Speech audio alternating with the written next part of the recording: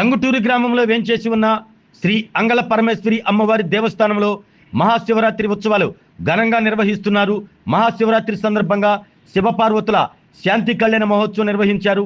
శ్రీ అంగళ పరమేశ్వరి అమ్మవారికి వేల సంఖ్యలో గాజులతో ప్రత్యేక అలంకరణలో దర్శనమిచ్చింది. ఈ కళ్యాణంలో పారిశ్రామికవేత్త టంగుటూరు మాజీ సర్పంచ్ బెల్లం జయంత్ బాబు సతీ సమేతంగా పాల్గొని కళ్యాణ కార్యాచరణ జరిపారు. అనంతరం దేవస్థానం ఆవరణ నందు గ్రామ పరిసర ప్రజలకు భక్తులకు అన్నదాన కార్యక్రమాన్ని నిర్వహించారు.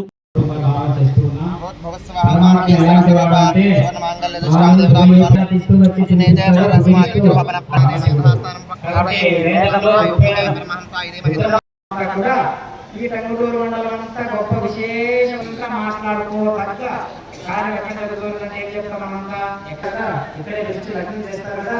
కాబట్టి గమనాలన్నీ ఎక్కడ నుంచి ఉన్నాయని వచ్చాయి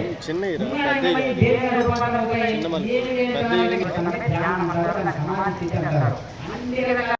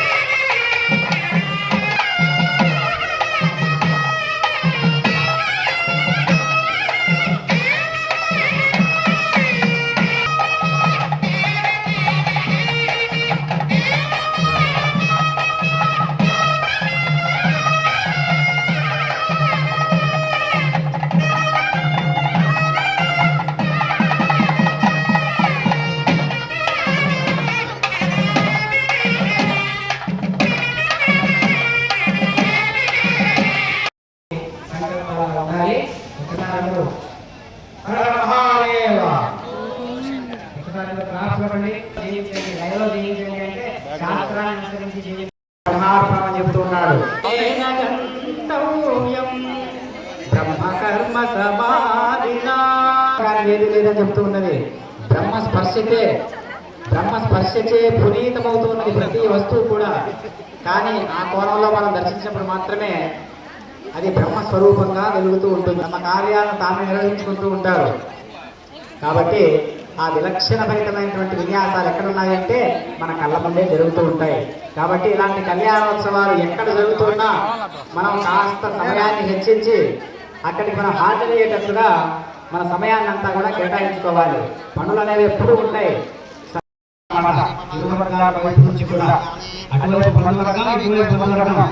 మీరందరూ అమ్మవారి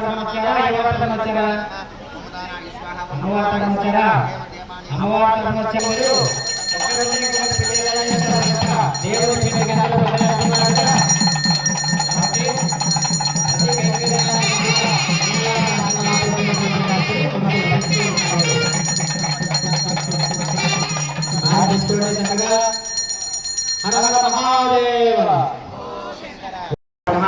చెప్తున్నాడు.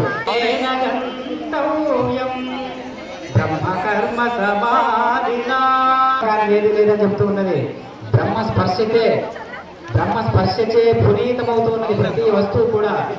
కానీ ఆ కోణంలో మనం దర్శించినప్పుడు మాత్రమే అది బ్రహ్మస్వరూపంగా వెలుగుతూ ఉంటుంది. తమ కార్యాలను తాము నిర్వహించుకుంటూ ఉంటారు. కాబట్టి ఆ విలక్షణభరితమైనటువంటి విన్యాసాలు ఎక్కడున్నాయంటే మన కళ్ళ ముందే జరుగుతూ ఉంటాయి. కాబట్టి ఇలాంటి కళ్యాణోత్సవాలు ఎక్కడ జరుగుతున్నా మనం కాస్త సమయాన్ని హెచ్చించి అక్కడికి మనం హాజరయ్యేటట్టుగా మన సమయాన్ని అంతా కూడా కేటాయించుకోవాలి. పనులు అనేవి ఎప్పుడూ ఉంటాయి. అదేవిధంగా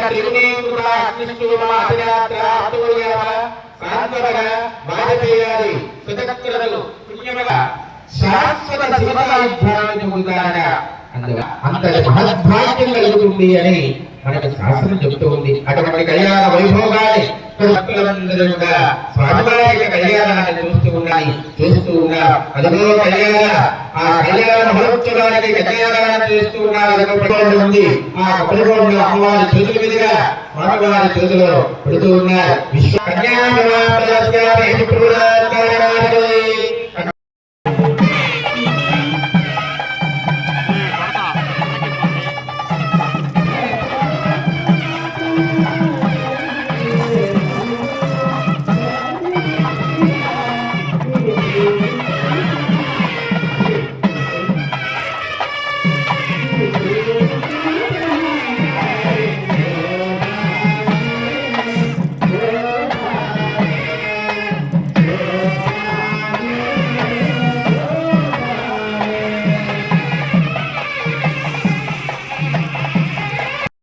ఈ విగ్రహారాధనన్ని తర్వాత ఎక్కడిపోతాయి. జపం చేసుకునేవాడు మా దిప్పుతూ ఉంచేది విగ్రహారాధన. అందుకని ఏమని అంటున్నారు, శిలను ప్రతిమ చేసి ఈశ్వరాభిరామ వినురవే దేవాలయ ప్రోక్తో జీవో దేవస్థాన. ఒక శరీరం నడుస్తూ వస్తుందంటే దేహమే దేవాలయం. ఒక శరీరం ఒక గుడి నడుస్తూ వస్తుందని, ఒక దేవాలయం నడుస్తూ వస్తుందని చెప్పాలంట. ఒక రథం నడుస్తూ హిందీ స్వరంలో సత్యంలో అజ అంటే దానికి మేక అని అర్థం వస్తుంది అని చెప్తున్నారు. ఏ దేవి సౌందర్యమా ఏ దేవి సత్కృపాలీక్షణలేశమో ఏ దేవి శ్రీరమ్య పాదాబ్జయుగలంబు దేవతా కోటి సంశయ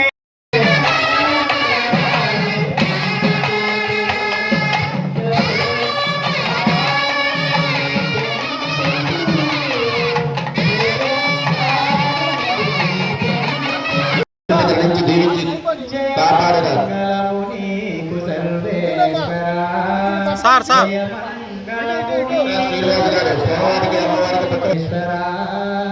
అకలంకమైన దయానిధి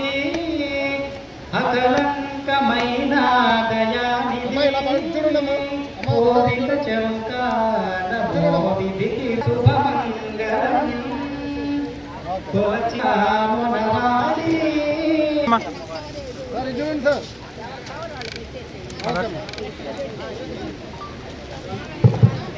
జయమంగళం శుభమంగళం జయమంగళం నిత్యమంగళం శుభమంగళం పరమేశ్వరికి. హర హర మహాదేవ.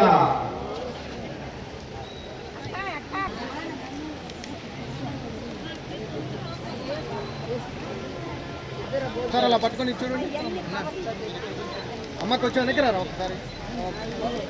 ఓకే అమ్మగారికి వచ్చి స్వామివారి కళ్యాణోత్సవం కలిగించిన తర్వాత అటు అమ్మవారి సైడు ఇటు స్వామివారి సైడు ప్రతి జీవిలో ఉండే ఏ బ్రహ్మ తత్వం ఉన్నదో అదే మనలో ఉన్నది కదా. ఈ లెక్కన ఆలోచిస్తే భగవద్గీతలో వాక్యం ఉంటుంది, సర్వభూతస్తమాత్మానం సర్వభూత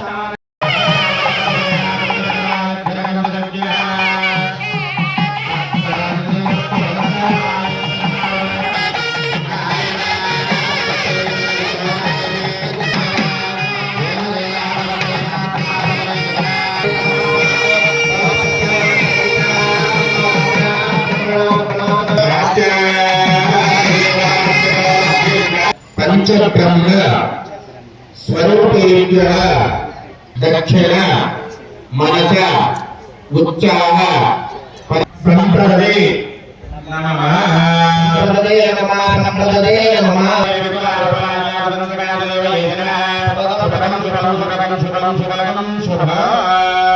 దీక్షార్థ రక్షార్థ నియమార్థ రక్షాబంధనభ్యే నాగపాలాహయామి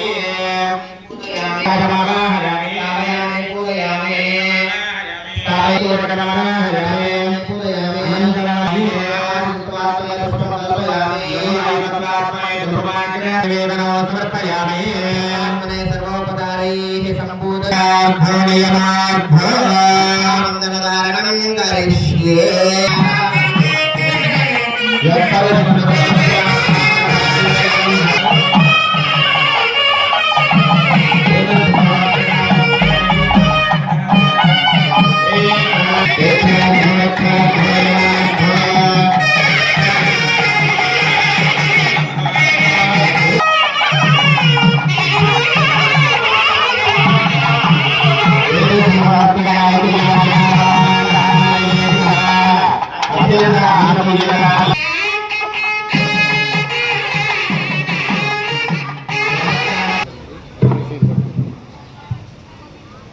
ఇప్పుడు శివ కళ్యాణం ఎప్పుడు కూడా కళ్యాణం జరిగినా యుద్ధం చేసినా కూడా హోమం జరిగినా వైదిక కర్మలు ఏ చేస్తున్నా సరే భక్తుల యొక్క పర్మిషన్ మనకు కావాలి.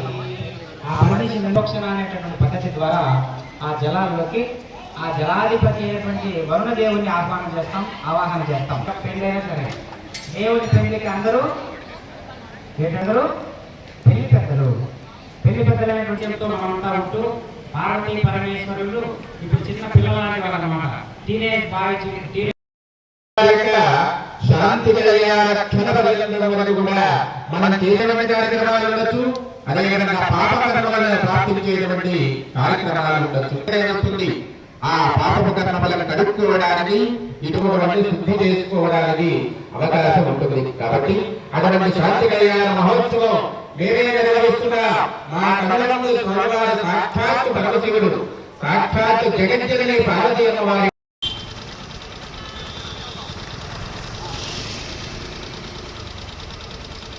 సాలంకృత సహిరణ్యోదక కన్యాదానం అహం కరిష్యే.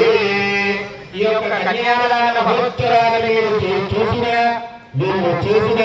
మేము చేయించిన వచ్చేటువంటి ఫలితం ఎటువంటిదయ్యా అంటే మధ్య సంభావనాయాం పాపాయాం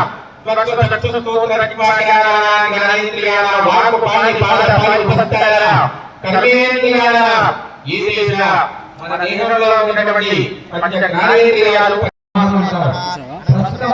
దెబ్బతిన్నటువంటి వ్యవస్థ ఏంటంటే విమానంలో ముఖ్యంగా భారతదేశంలో దెబ్బతిన్నటువంటి భాష ఏంటంటే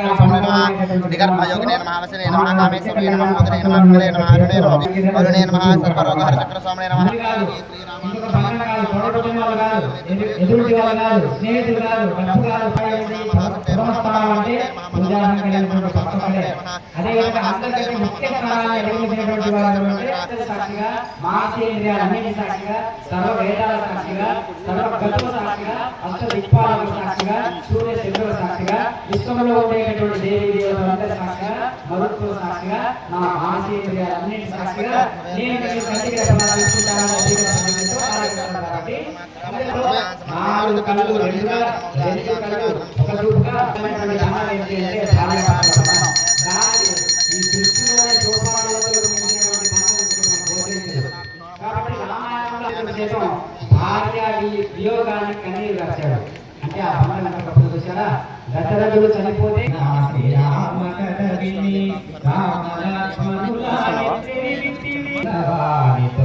అప్పుడు హనుమంతుడు వారి కార్యక్రమాన్ని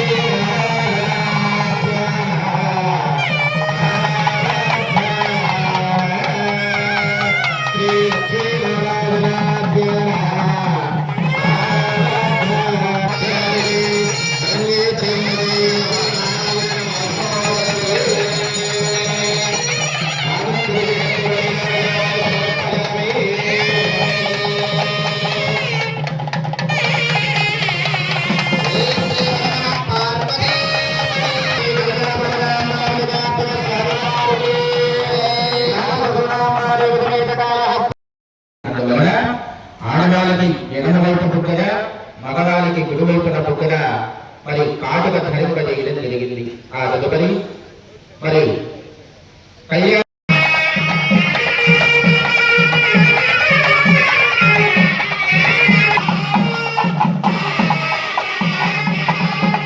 అనేటటువంటి విషయాన్ని మనం మర్చిపోకుండా చేసేటటువంటి ఏ కార్యమైనా అదొక పూజతో సమానమే. పార్వతీదేవి గారు శక్తి స్వరూపినిగా కూతురుగా పుట్టి అక్కడ ఏ దేవి సౌందర్యమారిజుడైన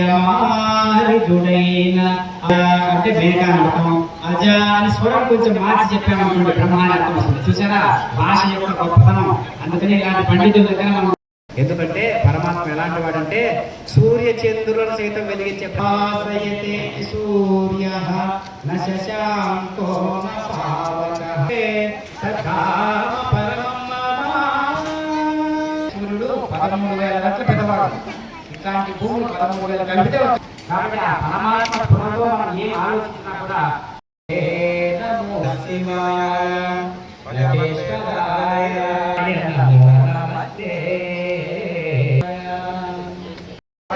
సత్సంకల్పాలతో నేడు చక్కగా వైదిక ఆరాధనలతో సోపానుల యొక్క తత్వం, ఇంద్రుల యొక్క తత్వం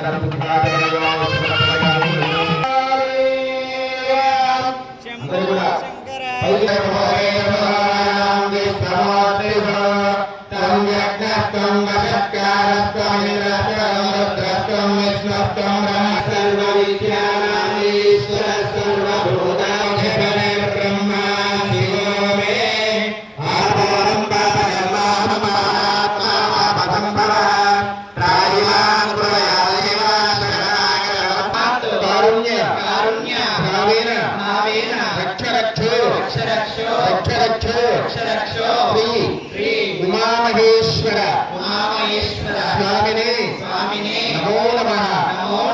పాహిమాం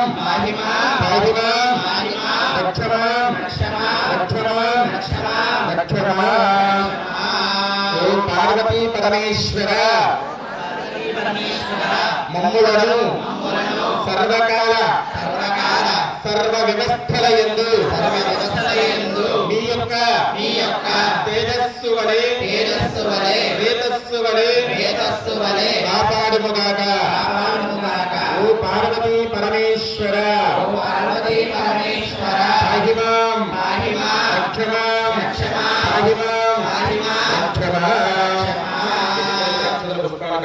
స్వామివారి దగ్గర వచ్చి నమస్కారం.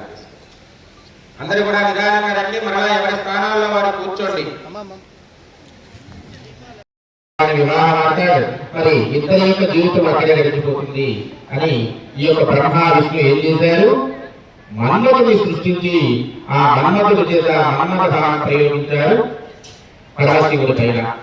ఈ యొక్క ప్రయోగం జరుగుతూ ఉండగానే పరమశివుడిలో ఒక చరణం వచ్చింది. కరుణ తెచ్చాడు. ఎదురుగా అమ్మవారి యొక్క సుందరమైనటువంటి రూపం కనబడింది.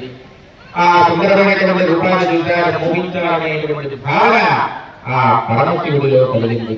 అంత ఆ పరమశివుడు ఏమిటి, నాకు ఈ ఆలోచన రావడం ఏంటి అని వెంటనే తన యొక్క దివ్య జ్ఞానాన్ని కనుగొట్టాడు.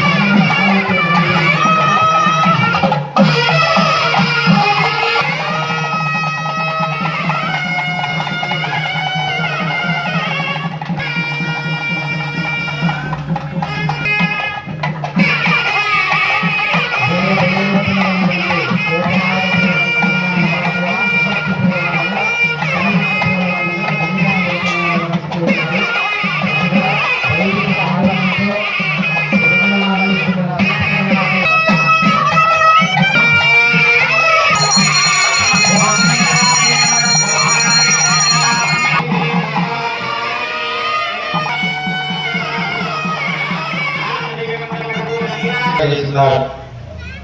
ఆ తదుపరి నిత్య ప్రభుత్వాత్మక నైమిత్తిక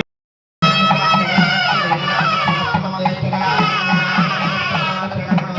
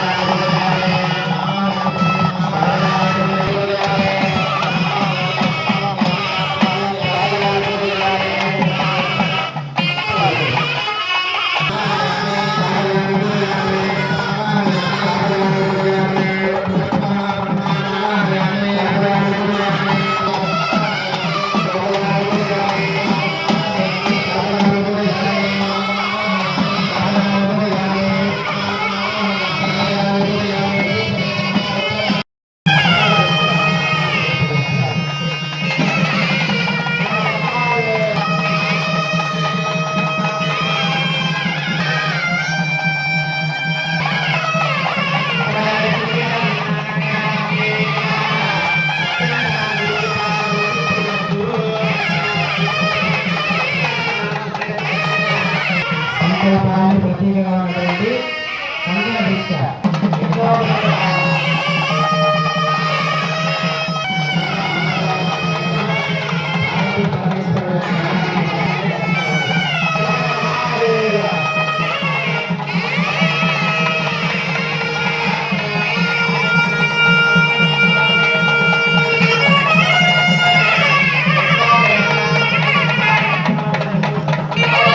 ఆరోగ్యమే మహాభాగ్యం అంటారు. కానీ ఆరోగ్యాన్ని నమ్మకంగా కాపాడే స్థానం ఎక్కడ? ఇది ఒంగోలులో మీకు దగ్గరగా మన Venkataramana nursing home private limited. Caring your life 54 ఏళ్ల విశ్వాసంతో ఇది ఒక హాస్పిటల్ కాదు, ఇది ఒక విశ్వాసం. 3 తరాలుగా వేలాది కుటుంబాలను ఆరోగ్యంగా నిలిపిన ఆదరణ. మా నిపుణుల వైద్య బృందం మా దగ్గర అనుభవం కలిగిన బృందంలో అందించే సేవలు neuro surgery, general medicine, diabetes, pulmonologist, general surgery, ophthalmology, urology, orthopaedic, ENT, paediatrics, dental surgery, anaesthesiology, gynaecology, cardiology, emergency మరియు క్రిటికల్ కేర్. ఒంగోలులో ఆరోగ్యానికి ఒక కొత్త శకం ప్రారంభమవుతుంది. వెంకటరమణ ఐ హాస్పిటల్ ప్రారంభించబడింది. కంటి ఆరోగ్యానికి ప్రత్యేక పరిష్కారంగా ప్రభుత్వ ఉద్యోగులు, రిటైర్డ్ ఉద్యోగులు మరియు వారి కుటుంబ సభ్యుల కోసం ఈహెచ్ఎస్ ద్వారా వైద్యం. క్యాష్లెస్ సేవలు Medi Assist, Star, GHPL, Aditya Birla, Bajaj Allianz మరియు ఇతర ప్రముఖ హెల్త్ స్కీమ్లు అందుబాటులో ఉన్నాయి. ఆరోగ్యశ్రీ, డాక్టర్ ఎన్టీఆర్ వైద్య సేవా నిధి అందుబాటులో ఉన్నాయి. చిరునామా ఆర్టీసీ బస్ స్టాండ్ ఎదురుగా, Kurnool road, Ongole. Phone number 08592282623, cell number 9100679099. Eye hospital number 9866484770. Website www.venkatramananursinghome.com. Facebook www.facebook.com/pkrnh. Venkataramana nursing home 3 తరాల విశ్వాసం, నూతనతతో కూడిన సేవ. మేము కేవలం చికిత్స చేయము, మేము శ్రద్ధ వహిస్తాం, పరిరక్షిస్తాం. సేవ చేయడం మాకు ధ్యేయం.